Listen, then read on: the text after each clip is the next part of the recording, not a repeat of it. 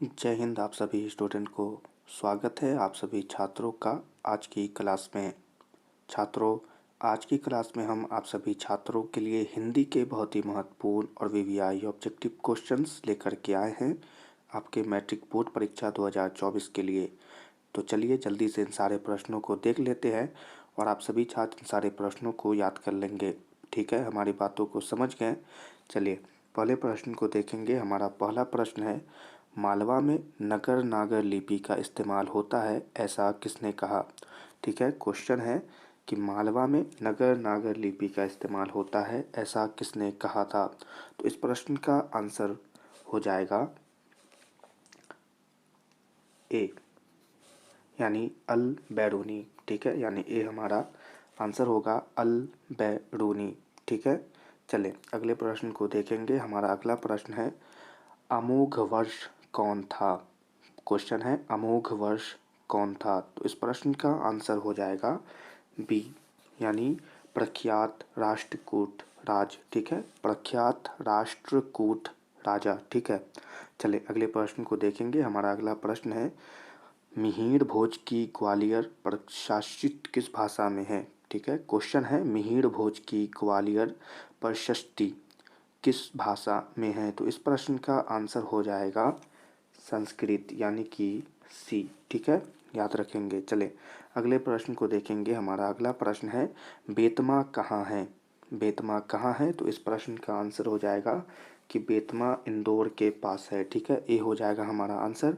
चलिए अगले प्रश्न को देखेंगे। हमारा अगला प्रश्न है, ईसा की 14वीं-15वीं सदी के विजयनगर के शासकों ने अपने लेखों की लिपि को कहा है। तो उन्होंने अपने लेखों की लिपि को क्या कहा था। तो इस प्रश्न का आंसर हो जाएगा यहाँ पर नंदी नागरी। ठीक है, यानी ए हमारा यहाँ पर सही आंसर होगा नंदी नागरी। ठीक है, चलिए इसी के साथ हम अपने अगले प्रश्न को देखेंगे। हमारा अगला प्रश्न है, हिंदी लिखी जाती है। क्वेश्चन है, हिंदी लिखी जाती है। तो इस प्रश्न का आंसर हो जाएगा देवनागरी लिपि में, यानी ये हमारा आंसर हो जाएगा देवनागरी लिपि में। चले इसी के साथ हम अपने अगले क्वेश्चन को देखेंगे। हमारा अगला क्वेश्चन है, विजयनगर के राजाओं के लेखों की लिपि को क्या नाम दिया गया है, या विजयनगर के शासकों के लेख किस लिपि में हैं। तो इस प्रश्न का आंसर बताएंगे।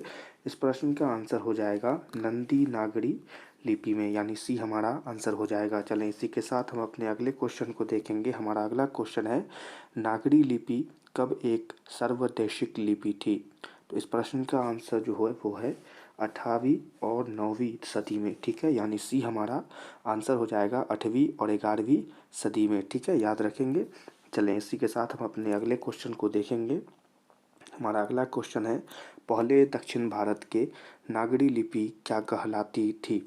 क्वेश्चन है, पहली दक्षिण दक्षिण भारत की नागरी लिपि क्या कहलाती थी। तो इस प्रश्न का आंसर हो जाएगा सिद्धम, यानी टी हमारा आंसर होगा सिद्धम। ठीक है, चलें इसी के साथ हम अपने अगले क्वेश्चन को देखेंगे। हमारा अगला क्वेश्चन है, गुणाकर मूले का जन्म कब हुआ।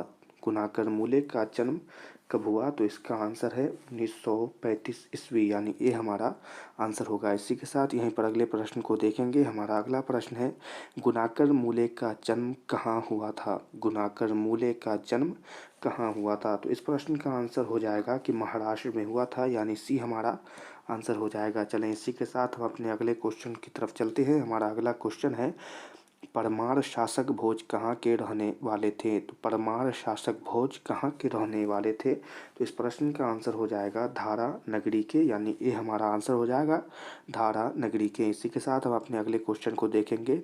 गुप्तों की राजधानी को क्या कहा जाता होगा। क्वेश्चन है, गुप्तों की राजधानी को क्या कहा जाता होगा। तो इस प्रश्न का आंसर जो होगा वो है देवनगर, यानी कि डी हमारा आंसर हो जाएगा। ठीक है, चले इसी के साथ हम अपने अगले क्वेश्चन को देखेंगे। हमारा अगला क्वेश्चन है, गुणाकर मूले ने विभिन्न विषयों पर कितने निबंध लिखे। क्वेश्चन है, गुणाकर मूले ने विभिन्न विषयों पर कितने निबंध लिखे। तो इस प्रश्न का आंसर जो है वो हो जाएगा 2500 से अधिक, यानी कि बी हमारा आंसर होगा। ठीक है, चले इसी के साथ हम अपने अगले प्रश्न को देखेंगे। हमारा अगला प्रश्न है, भारतीय लिपियों की कहानी किसकी प्रसिद्ध रचना है। ठीक है, जल्दी से बताएं, भारतीय लिपियों की कहानी किसकी प्रसिद्ध रचना है। तो इस प्रश्न का आंसर जो है वो है गुणाकर मूले, यानी ये हमारा सही आंसर होगा गुणाकर मूले। ठीक है, चले इसी के साथ हम अपने अगले क्वेश्चन को देखेंगे और हमारा अगला क्वेश्चन है इस्लामी शासक का आरंभ काल है। इस्लामिक शासक का आरंभ काल है, तो इस प्रश्न का आंसर हो जाएगा 12वीं सदी से, यानी ये हमारा एकदम सही आंसर होगा। इसी के साथ हम अपने अगले क्वेश्चन को देखेंगे गुणाकर मूले की मृत्यु कब हुई।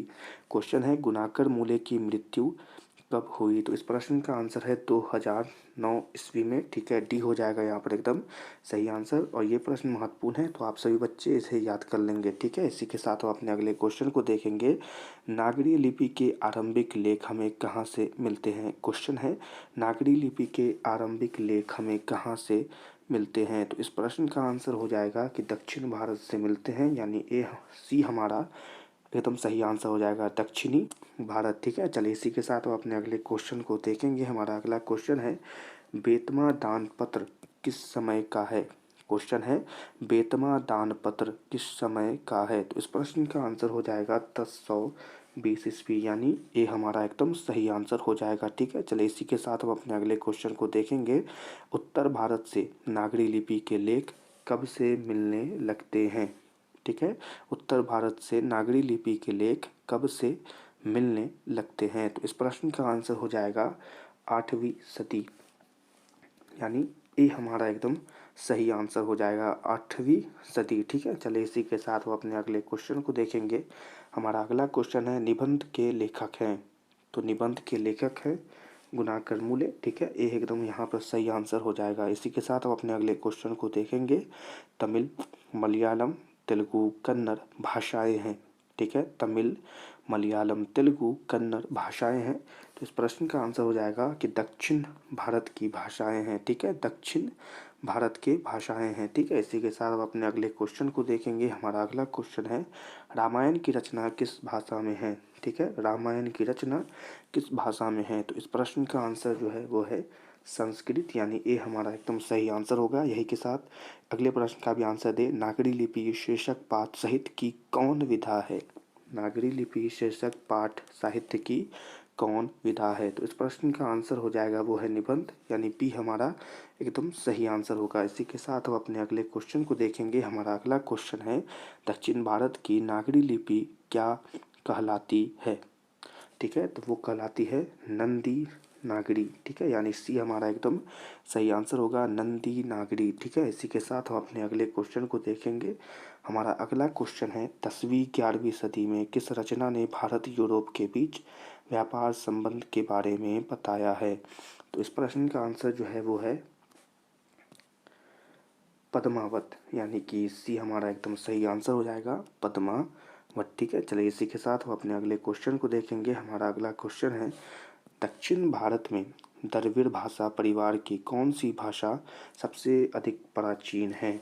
ठीक है, सबसे अधिक प्राचीन है, तो इस प्रश्न का जो है वो है आंसर तमिल, यानी ये हमारा एकदम सही आंसर हो जाएगा। इसी के साथ अगले प्रश्न के आंसर दे शरहपाद की कृति है। ठीक है, शरहपाद की कृति है, तो इस प्रश्न का आंसर होगा दोहा कोश, यानी ये हमारा एकदम सही आंसर हो जाएगा दोहा कोश। ठीक है, चलें इसी के साथ हम अपने अगले प्रश्न को देखेंगे। हमारा अगला प्रश्न है दोहा कोश किसकी रचना है। दोहा कोश किसकी रचना है, तो इस प्रश्न का आंसर होगा शरहपाद की। ठीक है, यानी ये हमारा एकदम सही आंसर हो जाएगा। इसी के साथ अगले प्रश्न के दे हिंदी के आदि कवि हैं। हिंदी के आदि कवि हैं, तो इस प्रश्न का आंसर जो है वो है शरहपाद, यानी डी हमारा एकदम सही आंसर हो जाएगा। इसी के साथ हम अपने अगले क्वेश्चन को देखेंगे। हमारा अगला क्वेश्चन है सूर्य नामक पुस्तक किन की रचना है। ठीक है, क्वेश्चन है सूर्य नामक पुस्तक किन की रचना है, तो इस प्रश्न का आंसर हो जाएगा कि गुणाकर मूले की रचना है, यानी किसी हमारा एकदम सही आंसर हो जाएगा। इसी के साथ अगले प्रश्न को देखेंगे नेवारी भाषाएं किस लिपि में लिखी जाती है। नेवारी भाषाएं किस लिपि में लिखी जाती है, तो इस प्रश्न का आंसर हो जाएगा देवनागरी लिपि में लिखी जाती है, यानी ये हमारा एकदम सही आंसर होगा। चलें इसी के साथ हम अपने अगले क्वेश्चन की तरफ चलते हैं। हमारा अगला क्वेश्चन है दंती दुर्ग किस वंश का शासक था। दंती दुर्ग, ठीक है, किस वंश का शासक था, तो वो हो जाएगा आंसर राष्ट्रकूट का, यानी ये हमारा एकदम सही आंसर हो जाएगा। इसी के साथ अगले प्रश्न का आंसर देंगे। विधानउराग के लिए प्रसिद्ध है, विधानउराग के लिए प्रसिद्ध है, तो इस प्रश्न का आंसर हो जाएगा भोज, यानी कि ये हमारा एकदम सही आंसर हो जाएगा। चलें इसी के साथ हम अपने अगले क्वेश्चन को देखेंगे। हमारा अगला क्वेश्चन है, दंती दुर्ग के चाचा का नाम क्या था? ठीक है, दंती दुर्ग के चाचा का नाम क्या था? तो इस प्रश्न का आंसर हो जाएगा कृष्ण। ठीक है, इस प्रश्न को आप सभी बच्चे याद रखेंगे। चलिए अगले प्रश्न को देखेंगे। गोमटेश्वर का भव्य पुतला कहाँ है? प्रश्न है, गोमटेश्वर का भव्य पुतला कहाँ है? तो इस प्रश्न का आंसर जो है वो है श्रवण बेल गोल, यानी कि ये हमारा एकदम सही आंसर हो जाएगा यहाँ पर। ठीक है, चले इसी के साथ हम अपने अगले क्वेश्चन की तरफ चलते हैं। हमारा अगला क्वेश्चन है, 8वीं सदी में शिलाहारों का राज्य कहाँ स्थापित हुआ? ठीक है, तो इस प्रश्न का आंसर है वो है महाराष्ट्र, यानी बी हमारा एकदम सही आंसर हो जाएगा। चले इसी के साथ अगले क्वेश्चन को देखेंगे। किस शासक का व्यक्तिगत नाम देव था? तो इस प्रश्न का आंसर बताएंगे क्या होगा? तो इस प्रश्न का जो है आंसर है वो है विक्रमादित्य। ठीक है, ये हो जाएगा एकदम हमारा सही आंसर, विक्रमादित्य। ठीक है, चलें इसी के साथ हम अपने अगले क्वेश्चन की तरफ चलेंगे और हमारा अगला क्वेश्चन है, एलोरा का कैलाश मंदिर किस वंश के शासकों ने बनवाया था? तो इस प्रश्न का आंसर हो जाएगा राष्ट्रकूट, यानी डी हमारा एकदम सही आंसर है, राष्ट्रकूट। ठीक है, चलिए इसी के साथ अगले प्रश्न का आंसर दे दें। राष्ट्रकूट की नई राजधानी कहाँ थी? तो उनकी नई राजधानी कहाँ थी? मान्य खेट में, यानी ये हमारा एकदम सही आंसर हो जाएगा, मान्य खेट। ठीक है, चलें इसी के साथ हम अपने अगले प्रश्न की तरफ चलेंगे। हमारा अगला प्रश्न है, गणित सार संग्रह की रचना किसने किया था? क्वेश्चन है, गणित सार संग्रह की रचना किसने किया था? तो इस प्रश्न का जो आंसर है वो है महावीराचार्य, यानी कि बी हमारा एकदम सही आंसर हो जाएगा, महावीराचार्य। ठीक है, चलिए इसी के साथ अगले प्रश्न के आंसर दे। गंग वंश के शासकों का संबंध वर्तमान में किस क्षेत्र से था? तो उनका संबंध उड़ीसा, यानी कि ये हमारा एकदम सही आंसर हो जाएगा, उड़ीसा क्षेत्र से था। ठीक है, इसी के साथ हम अपने अगले प्रश्न को देखेंगे। ब्राह्मी शैली का प्रचलन भी था, ब्राह्मी शैली का प्रचलन भी था, तो इस प्रश्न का आंसर हो जाएगा उड़ीसा में, यानी सी हमारा एकदम सही आंसर हो जाएगा। इसी के साथ ये सारे प्रश्न जो हिंदी के बहुत ही महत्वपूर्ण और विवियाएँ हैं ये समाप्त होते हैं। आप सभी छात्र इन सारे प्रश्नों को देख लिए हैं, तो आप सभी छात्र इन सारे प्रश्नों को जल्दी से याद कर लेंगे।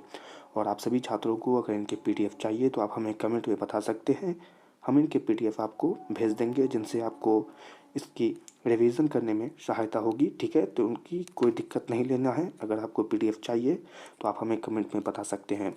और सभी छात्रों से कहना चाहते हैं कि आज की क्लास पसंद आई हो तो इस क्लास को लाइक कर देंगे, हमारे चैनल को सब्सक्राइब करके बेल आइकन को ऑल पर सिलेक्ट कर लेंगे। और आज की क्लास आपको कैसी लगी कमेंट में हमें ज़रूर बताइएगा। और इसी प्रकार से हम आप सभी से मिलेंगे अपने अगली क्लास, यानी कि अपने साइंस, सोशल साइंस और मैथ के महत्वपूर्ण और वीवीआई ऑब्जेक्टिव क्वेश्चनों के साथ। तब तक के लिए आप सभी छात्रों को जय हिंद।